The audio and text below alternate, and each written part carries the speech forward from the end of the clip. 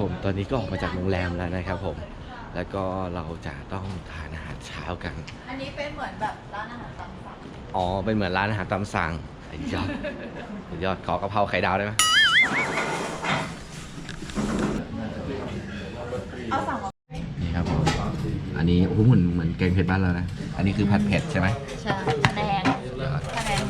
พะแนงคลุกคลิกพะแนงคลิกไอ้ยะไม่ทันแล้ว เราก็เดากันไปแล้วเราจะไปที่ไหนนะตอนเนี้ยคือที่ย่านดงชงแดมูนชงแดมูนเป็นอะไรฮะที่เรากำลังจะไปเป็นดีไซน์สแควร์เซ็นเตอร์ค่ะเป็นตึกที่แบบได้รับการออกแบบชื่อเสียงระดับโลกเป็นการปฏิวัติแฟชั่นในประเทศเกาหลีโดยใช้ตึกนี้เป็นสัญลักษณ์ก็คือเขาจะมาที่นี่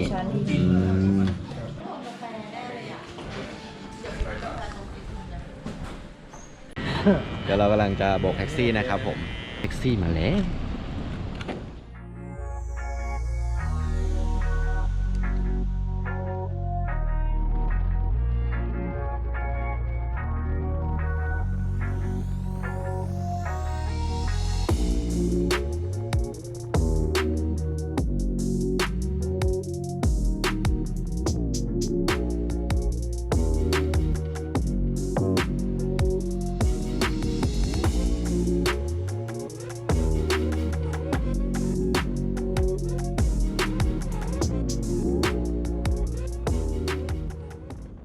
นะครับผมตอนนี้ก็ถึงเรียบร้อยแล้ว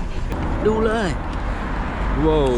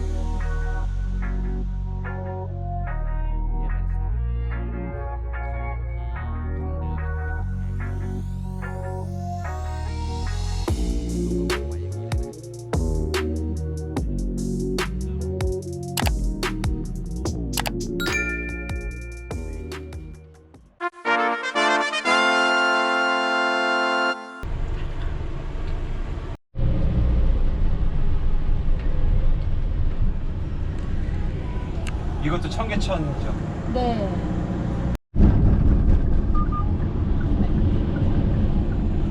지금 잠깐 서서 볼. 예전에는 이 길을 아예 못 다니게 막았어요. 네.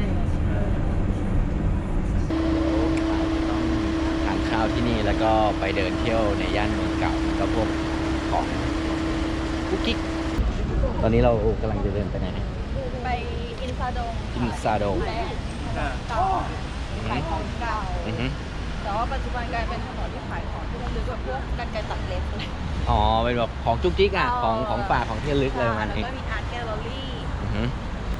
ประมาณ 4-5 ปีก่อนเป็นถนนแบบขายของเก่า อือฮึ ของแบบดูขังๆอะไรอย่างเงี้ยแล้วก็จะมีพวกร้านชาแต่งเป็นบ้านโบราณ อือฮึอืม น่ารักนั่งคุกกิ๊ก ติดตามกันเลยทีเดียว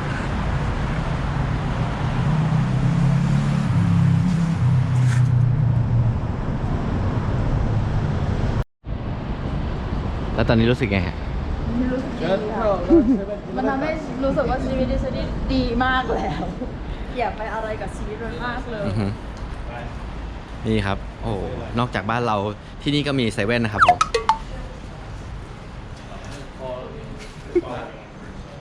อาร์ตให้ดูเขาประเทศเขาสนับสนุนให้เสพอาร์ต โอเคเซฟอาร์นะครับเห็นกำแพง บ้านเรานี้ก็ต้องเป็นสถาบันนะครับผม เพราะที่นี่เขาจะออกเป็นแบบนะเป็นกราฟิกเป็นนู่นนี่นั่นนะมีภาพ อันนี้ ต่าง ง่ายตาเสือตาโปน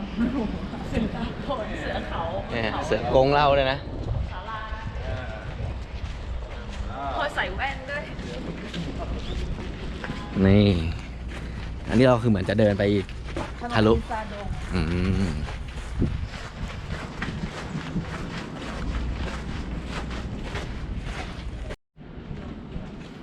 ถึงแล้วจ้า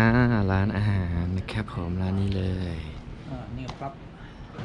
โอ้ลูกพับจีนเลยนะครับ เนี่ยกำลังออกลูกเลย โอ้ลูกพับจีนของจริง ครับลูกพับเขาอย่างเงี้ย เดี๋ยวสักพักก็ใส่ลูกเดี๋ยวก็ลูก ครับต้นครับนี่มาร้านนี้เลย ซิมมอน ต้องถอดรองเท้านะครับผม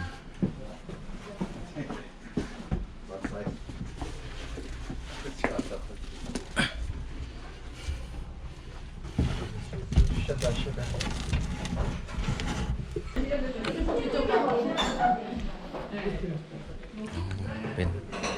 ห้องเลยนะครับผม Yeah, this is milk for especially for baby. Okay. for big baby นี่นะฮะ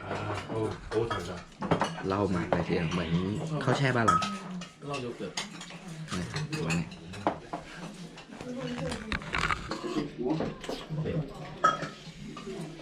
น้ำขาวเหมือนสาโทเหมือนแล้วน้ำขาวมานะ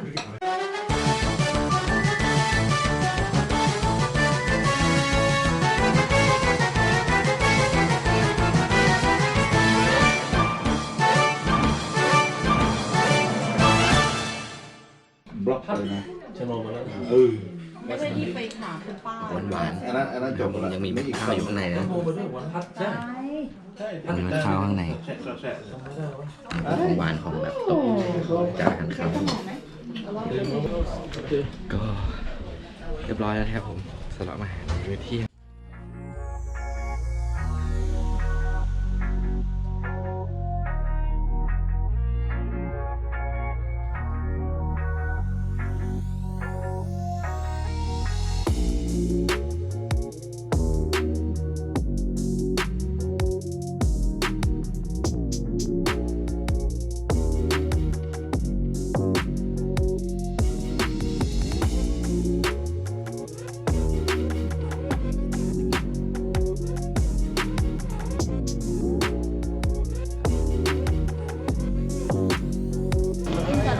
อินซาดงก็คือเป็นย่านที่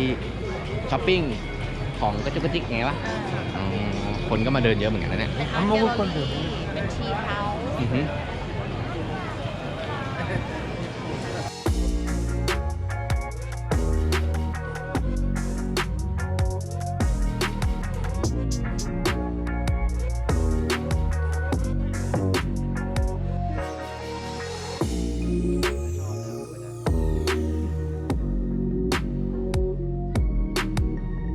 sample. Yeah, yeah. It's a sample.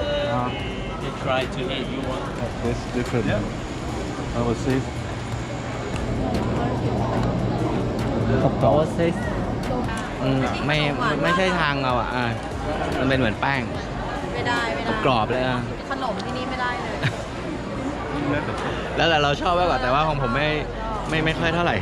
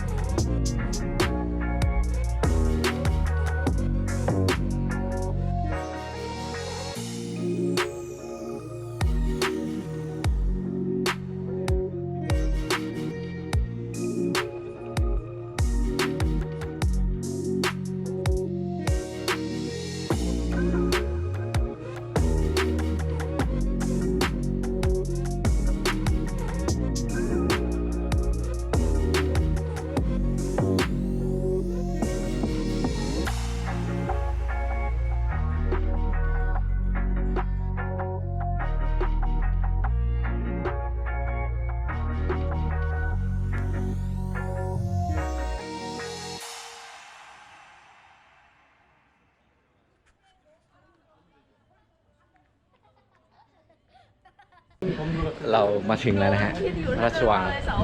จุดนี้เลยทีเดียว ถ้ามองไกลๆนะครับเรากำลังจะเข้าไปที่นั่น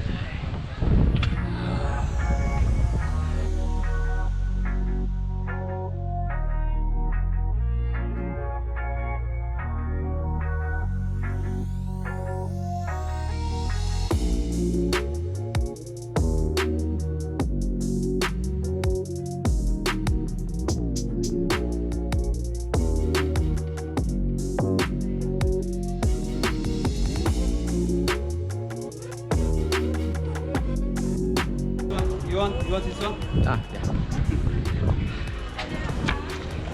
นี่ก็เป็นตั๋วเข้ามานะครับผมสำหรับ12 คน 28,800 วอน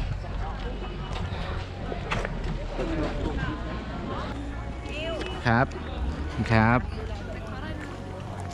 โอ้เปลี่ยนภาษาไทยด้วยนะครับพระราชวังชังด็อกกุง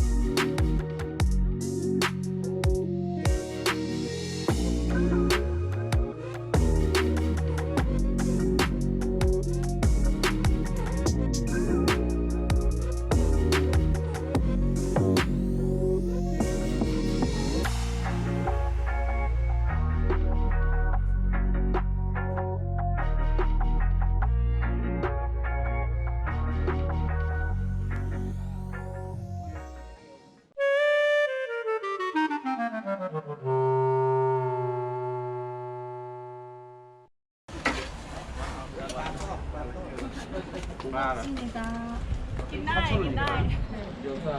วิวครับ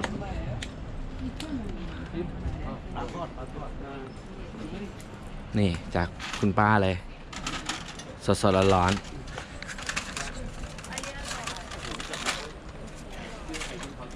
เขาว่าไงเป็นหมาไส้ถั่วเขียวถั่วแดง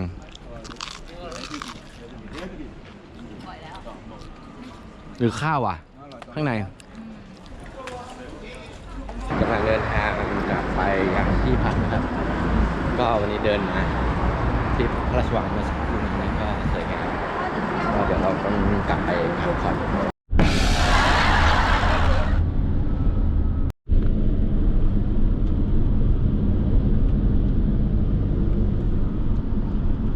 เรากำลังจะเดินทางไปที่วัดพงอุษานะครับผมซึ่งเป็นวัดที่เก่าแก่ประมาณอายุเราๆมา 1,200 ปี ก็เดินทางจากโรงแรมก็ไม่ไกลนะเนี่ยฮะ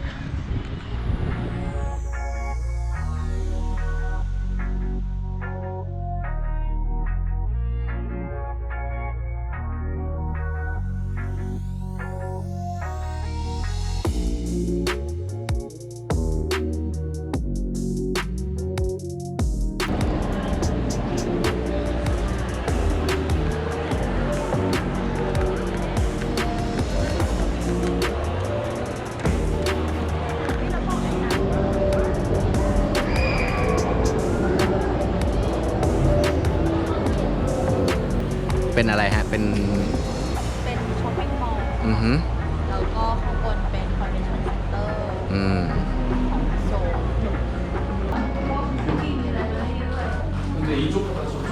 ไปไหมคะอาจารย์ลงไปเดินข้างล่างไหมคะ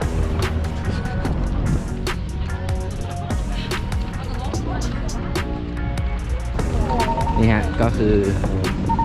ข้ามตรงทางม้าลายตรงนี้ไปก็จะถึงแล้วนะฮะ